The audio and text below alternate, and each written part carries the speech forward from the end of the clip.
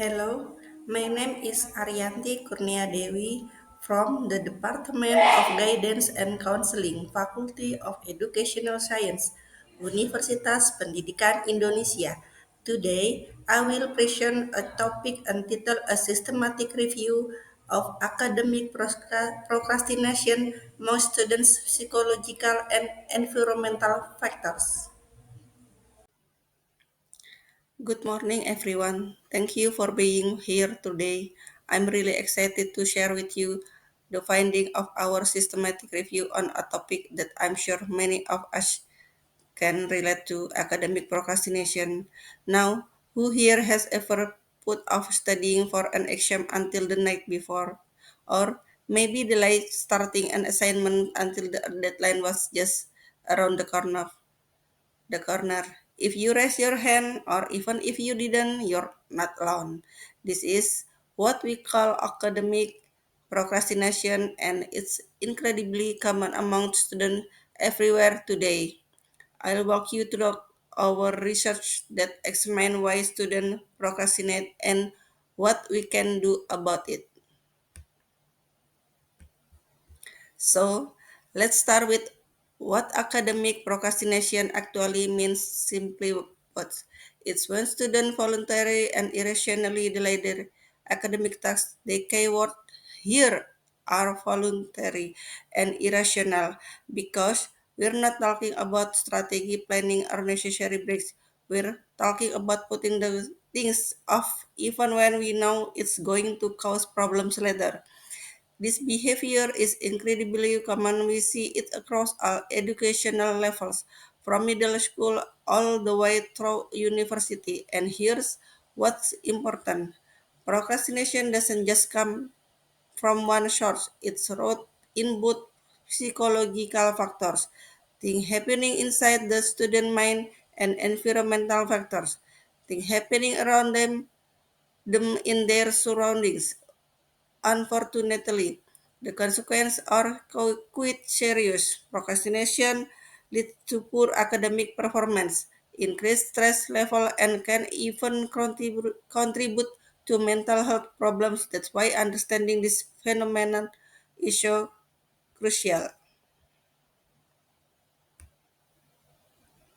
So, what did we set out to do in this research? We had three main goals. First, we want to integrate empirical findings from the past decade, specifically from 2015 to 2025. We look at what research around the world have discovered about student procrastination during this time.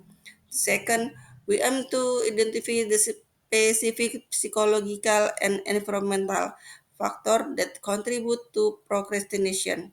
In other words, we want to answer to question why do students procrastinate.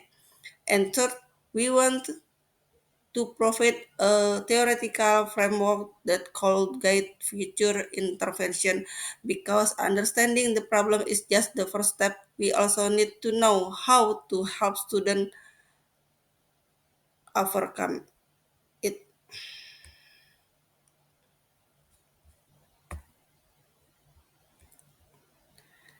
Let's talk about what's happening inside students' mind when they procrastinate. We identified four major psychological factors. First is low self-control. This is when students have difficulty resisting distraction or managing their time effectively. Think about it. When you have an assignment due but Netflix is calling your name, self-control is what helps you choose the assignment. Students with low self-control struggle with this second. We have low self-efficacy. This means lacking confidence in your academic abilities. When students don't believe that they can successfully complete a text, they are more likely to avoid it altogether. Third is low motivation. This is pretty straightforward. When students lack interest in or enthusiasm for their tasks, they're much more likely to put them off. If you don't care about the topic, Why would you rush to work on it? And finally, anxiety and fear of failure. This might seem counterintuitive, but many students procrastinate because they're actually afraid of doing poorly, so they avoid the text as a way of avoiding the negative emotion associated with potential failure. So, how do we actually recognize procrastination when we see it? What does it look like in practice? Behaviorally, we see students delaying to start or finish their tasks. They might also choose to do more pleasurable activities instead of studying, scrolling through social media instead of reading that textbook chapter. For example, emotionally procrastinating students often feel anxious, guilty, or stressed. There's usually this underlying sense that they should be working, which creates psychological discomfort, and we can observe certain behaviors that signal procrastination, chronic latency, active avoidance of text, and constant distraction.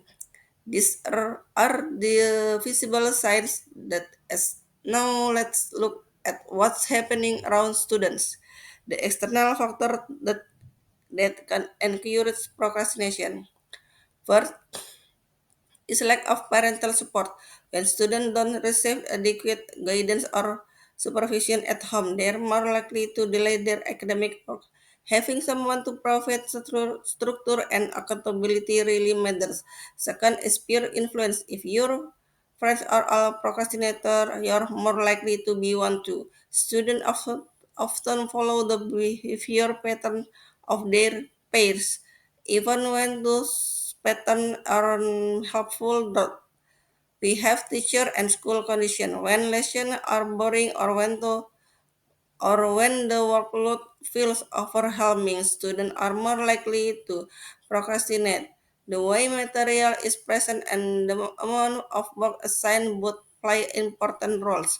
And finally, and this is a big one today's world, digital distraction, social media, smartphone, and online games provide endless opportunities for procrastination. These platforms are designed to capture our attention, making them particularly challenging for students trying to focus on academic work. You then might be struggling with procrastination.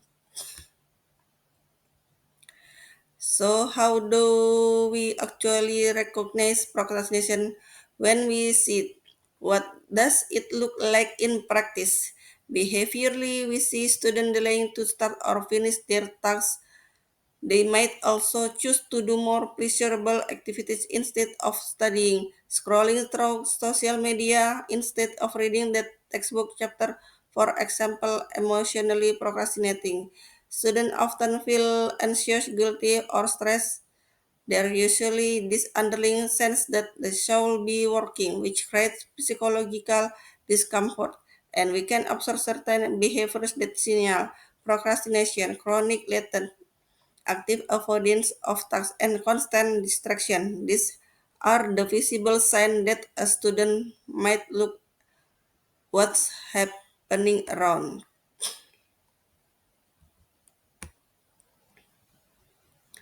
Let me be Let me briefly explain how we conduct with this review. We follow Prisma guidelines, which are the gold standard for systematic review. We search major academic database, specifically Scopus and Web of Science, to ensure we were capturing high quality research.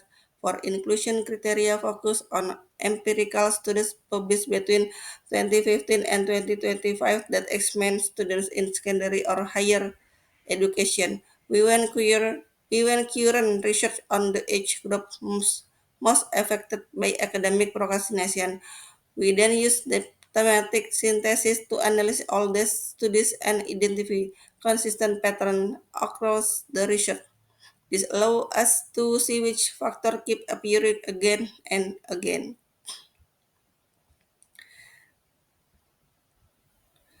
So what did we find? Three main takeaways Fourth, academic procrastination is not caused by just one thing. It's an interaction between internal and external factors. You can just blame it on laziness or bad time management. It's much more complex than that. Second, certain causes appear most frequently across studies. The big ones were low self-control, anxiety, peer influence, and digital distraction. These four factors show up consistently in research from different countries and different educational contexts. And third, given this complexity, we need comprehensive intervention. Simple solution won't work because the problem itself isn't simple. We need to address multiple factors simultaneously. Based on our findings, what should guidance counselors and educators actually do? We have three main recommendations. First, train students in self-regulation, time management, and self-efficacy. Give them the actual skill and confidence they need to manage their academic work effectively. Second, collaborate with parents and teachers. Remember, procrastination involves both internal and external factors. So we need everyone involved in a student education working together. And third, promote digital awareness and help minimize distraction. This doesn't mean banning technology that's not realistic, but we can help students understand how digital platforms affect their focus and teach them strategies for managing this distraction. To wrap up, academic procrastination is multidimensional and importantly preventable. Is not a character flaw or a permanent trait. It's a behavior pattern that can be changed. Effective strategies must address both psychological and environmental cause. We can just focus on one or the other. We need intervention that tackle both sides of the equation. And finally, a sportive and structured learning environment is key. When students feel support and when their environment is set up to help them succeed, procrastination become much less likely. Thank you all for your attention today. I hope this research help us better understand why students procrastinate and more importantly, how we can how we can help them overcome it. Thank you.